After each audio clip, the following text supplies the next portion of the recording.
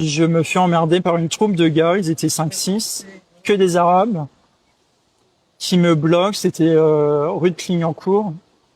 Il y en a un qui me dit, on a envoyé un pote chercher un bidon d'essence, on va le cramer. Moi, j'ai pas cru parce que c'était tellement hallucinant. Quelques minutes après, une bagnole de flics débarque en furie. Les gars se taillent, vite. Très courageux, ces gens-là, évidemment. Et je dis, ils me disent, mais qu'est-ce qui se passe? Je dis, bah non, mais écoutez, je comprends rien, il y a le bidon d'essence et tout.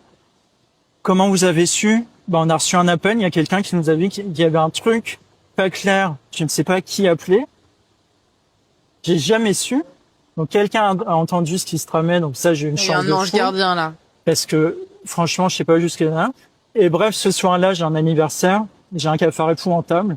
Je me dis bon, soit je rentre et je me bourre de Xanax et machin, soit je vais à l'anniversaire, puis ça va me changer les idées, j'y vais. Dès le début, on me dit oh t'as une drôle de tête, ça va pas. Je raconte le truc. J'avais pas fini de raconter qu'on commence à s'exciter.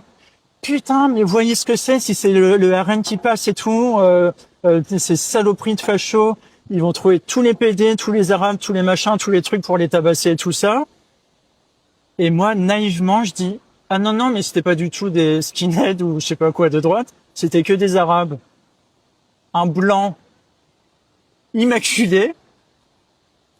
Tout d'un coup, ils reprennent leur conversation comme si c'était rien passé. Donc, je me retrouve seul C'est au lunaire. milieu des trucs de conversation. Ah, sinon, donc, t'as pensé quoi du dernier film, machin?